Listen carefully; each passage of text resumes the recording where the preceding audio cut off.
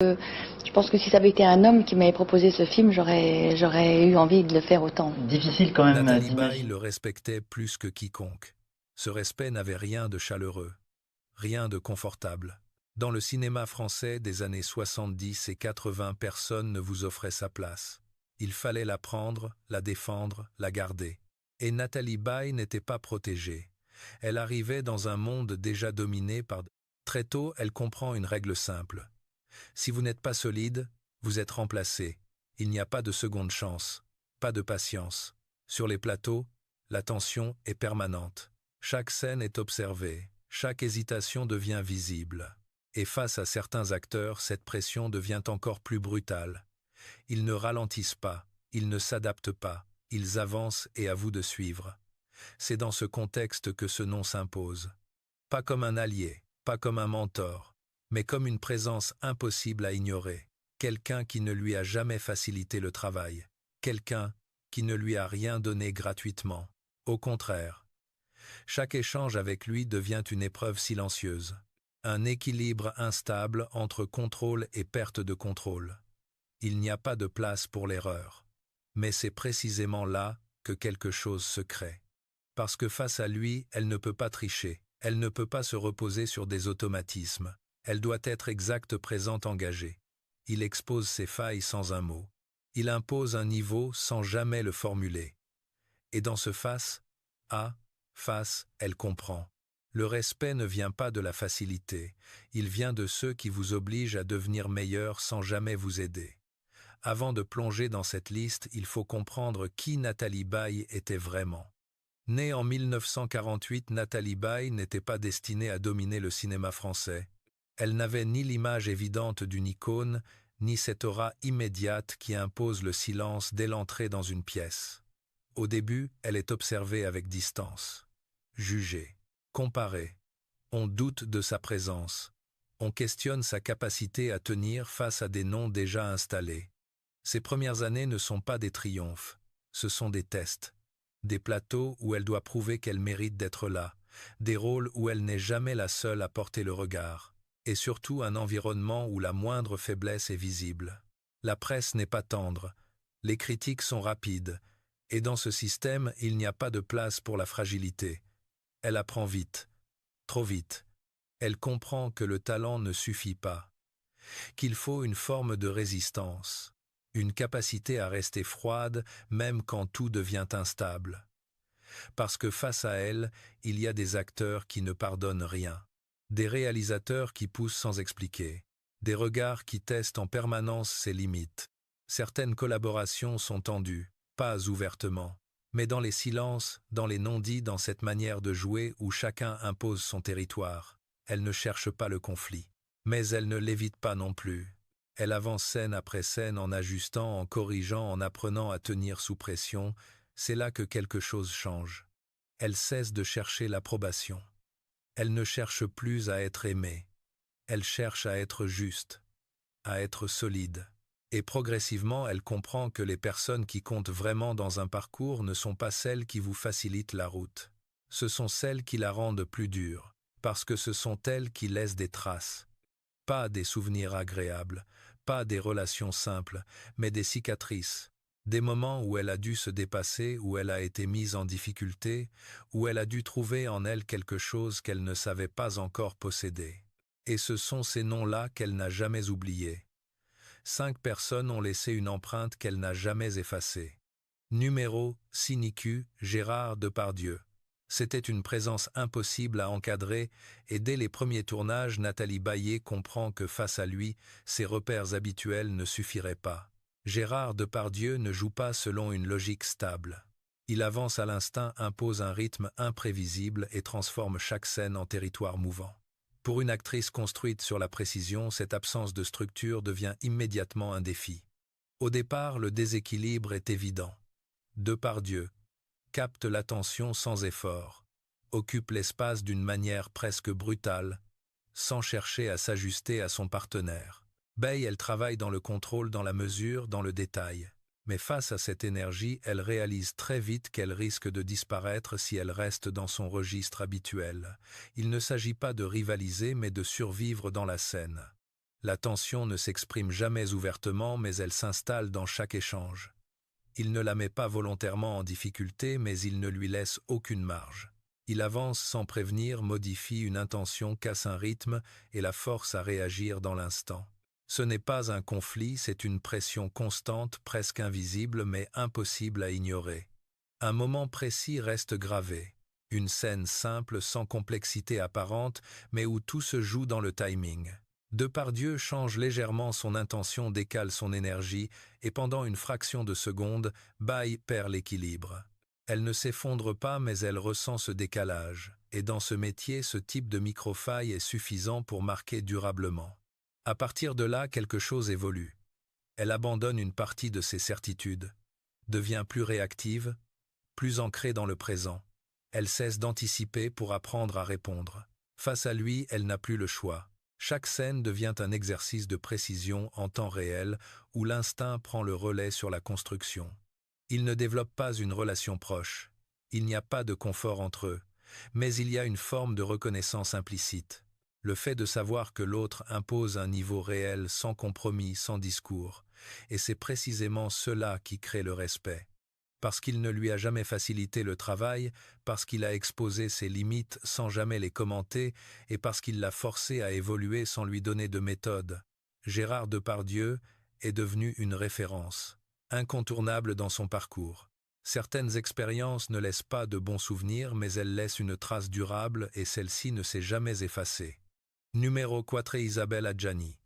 C'était celle qui lui prenait la lumière sans rien demander. À la même époque, Nathalie Baye évolue dans un paysage où chaque apparition compte, où chaque rôle peut définir une trajectoire. Et face à Isabelle Adjani, le contraste est immédiat. Adjani n'entre pas dans une scène, elle la transforme. Sa présence attire naturellement le regard, capte l'attention du public, impose une intensité presque écrasante. Et pour Baye, cela crée une tension silencieuse difficile à ignorer. Il n'y a pas de conflit direct entre elles, pas de confrontation ouverte, mais il y a une comparaison constante. La presse s'en empare, les critiques la nourrissent, et peu à peu une forme de rivalité implicite s'installe. Adjani devient le visage de l'intensité, de la transformation radicale de l'actrice capable d'aller plus loin, plus vite, plus profondément. Baye, elle doit se positionner autrement, trouver une autre forme de justesse plus contenue, plus précise. Cette différence devient une pression. Parce que dans certaines situations, Baye sent que tout bascule du côté d'Adjani. Une scène, un projet, une attention médiatique. Sans effort visible, Adjani capte ce que les autres doivent construire. Et ce déséquilibre ne peut pas être ignoré. Il ne s'agit pas de jalousie mais d'un constat brut. Face à une telle intensité, il faut s'adapter ou disparaître. Un moment reste particulièrement révélateur. Lors d'une apparition publique, tous les regards convergent vers Adjani. Les questions, les caméras, l'attention générale. Baye est présente, mais elle observe. Elle comprend que certaines présences ne se disputent pas. Elles s'imposent. Et dans cet instant, elle réalise que lutter contre cela serait inutile. Alors, elle change de stratégie. Au lieu de rivaliser sur le même terrain, elle affine son propre langage. Elle devient plus intérieure, plus maîtrisée, plus ancrée dans une forme de vérité moins spectaculaire mais plus durable. Là où Adjani explose, Baye tient. Là où l'une attire immédiatement, l'autre s'installe lentement. Et cette différence devient sa force. Le respect naît ici dans cette reconnaissance froide. Adjani représente quelque chose qu'elle ne peut ni reproduire ni ignorer. Une intensité extrême, une capacité à dominer une scène sans concession. Et face à cela, Baye ne cherche plus à lutter. Elle accepte. Et elle ajuste. Parce qu'au fond, certaines présences ne se combattent pas. Elles redéfinissent les règles. Et cette prise de conscience ne l'a jamais quittée.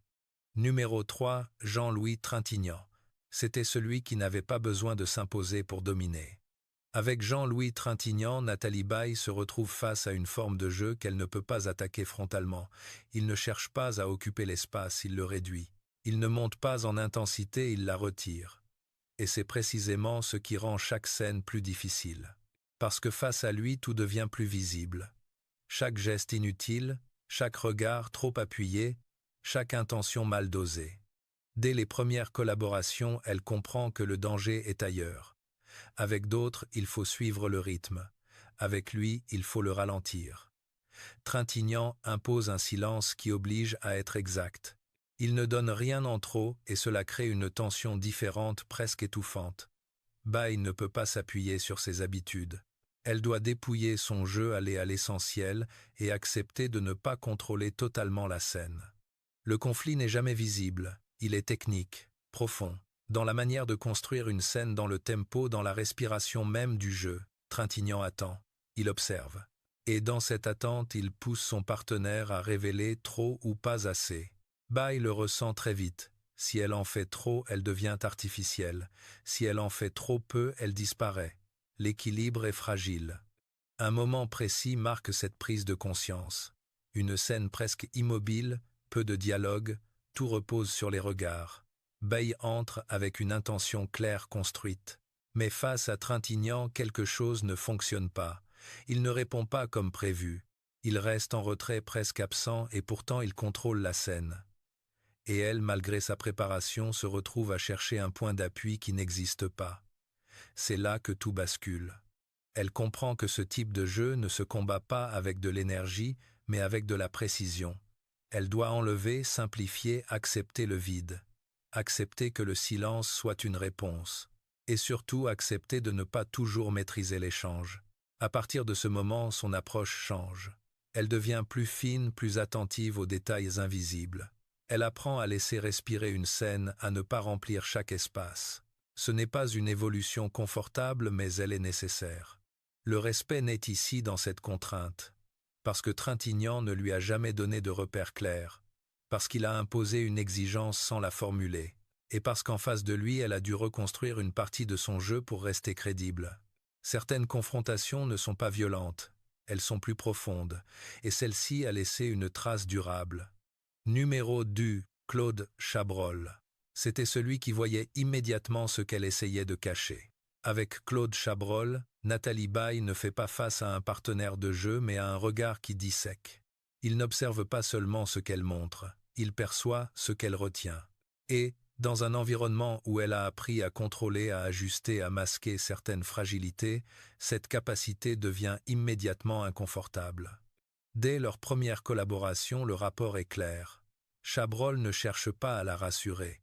Il ne donne pas d'indications longues ni d'explications détaillées. Il corrige peu mais il voit tout. Un regard trop construit, une émotion légèrement retenue, une intention trop visible.